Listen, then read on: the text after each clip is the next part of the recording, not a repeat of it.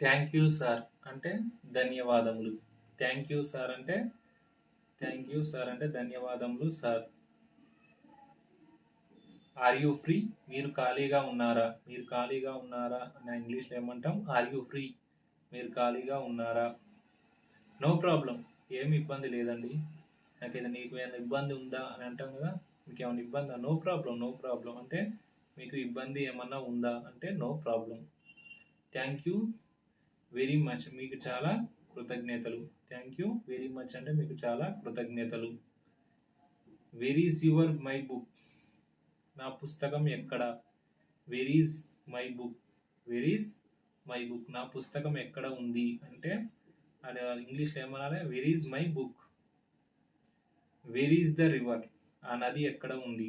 Where is the river? ఆ నది ఎక్కడ ఉంది? వేర్ అంటే ఎక్కడ, ద రివర్ అంటే నది, ఈజ్ ద అంటే ఆ నది ఎక్కడ ఉంది అని అడిగినప్పుడు ఇంగ్లీష్లో ఏమన్నా? Where is your, where is the river? ఆ నది ఎక్కడ ఉంది.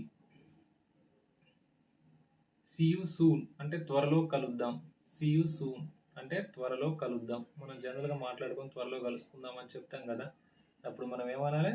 సీ యూ సూన్ అంటే త్వరలో కలుద్దాం.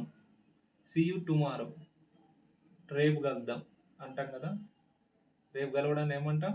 సీ యూ టుమారో రేపు కలుద్దాం. See you day after tomorrow అంటే ఎల్లుండి కలుద్దాం అంటే ఏమనాలి? See you day after tomorrow అంటే ఎల్లుండి కలుద్దాం. I cannot stop thinking.